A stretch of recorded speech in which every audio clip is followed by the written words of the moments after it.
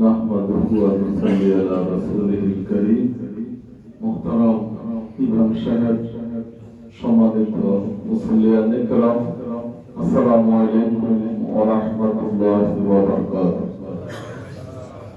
আমি কবির আহমদ 1493 বাই এ খিলগাঁও বটতলা মসজিদের উত্তর পাশে মিজি মঞ্জিলে বসবাস করি। আগামী জাতীয় সংসদ নির্বাচনে ঢাকা ৯ আসন তথা খিলগাঁও সবুজবন বুগদা বাংলাদেশ জামাত ইসলামী আমাকে সংসদ সদস্য হিসাবে মনোনয়ন দিয়েছে। আমি আপনাদের সকলের দোয়া, সমর্থন এবং সহযোগিতা কামনা করি।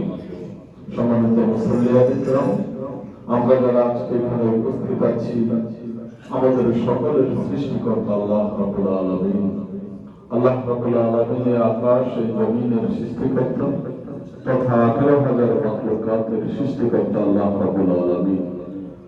এই দুনিয়াকে সঠিকভাবে পরিচালনার জন্য আল্লাহ রাব্বুল আলামিন পবিত্র কালাম নাযিল করেছেন। পবিত্র কালাম শরীফ আল্লাহ রাব্বুল আলামিন ঘোষণা করেছেন, ইনিল হুকমু ইল্লা লিল্লাহ। সৃষ্টি যার, আইন চলবে তার, সৃষ্টি যার, বিধান চলবে তার। যেখানে আল্লাহর আইন রাষ্ট্রীয়ভাবে কার্যকর আছে, বিধান কার্যকর আছে, সেখানে সুখ শান্তি সমৃদ্ধি আমরা আমাদের এই মসজিদে দেখতে পাই।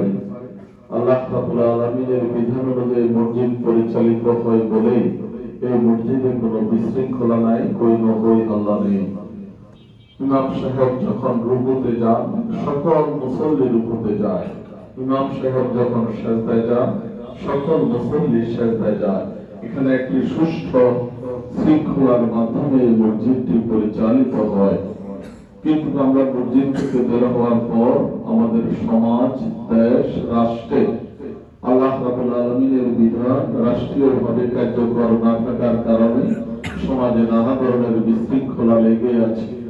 এই সমাজে যদি বিশৃঙ্খলা দূর করতে হয়, তাহলে প্রয়োজন হচ্ছে আল্লাহর এই জমিনে, আল্লাহর এই দুনিয়াতে আল্লাহ রাব্বুল আলামিনের হুকুমকে কার্যকর করতে হবে। কোরআনী বিধান অর্থাৎ কোরআনকে অনুযায়ী যদি রাষ্ট্র পরিচালিত হয়, তাহলে আমাদের সমাজ, দেশ, রাষ্ট্রে সুখ শান্তি সমৃদ্ধি ফিরে আসবে। তাই আসুন, আমরা যারা আমাদের এই প্রিয় জন্মভূমি বাংলাদেশকে ভালোবাসি, আমরা সবাই আল্লাহর এই জমিনে আল্লাহর দ্বীনকে, ইসলামকে রাষ্ট্রীয়ভাবে প্রতিষ্ঠিত করার জন্য প্রচেষ্টা চালাই। আপনাদের সকলের প্রতি আহ্বান জানিয়ে, সকলের প্রতি আন্তরিক কৃতজ্ঞতা প্রকাশ করে, সকলকে ধন্যবাদ, মোবারকবাদ জানিয়ে আমার বক্তব্য শেষ করছি। আসসালামু আলাইকুম ওয়া রাহমাতুল্লাহি ওয়া বারাকাতুহু।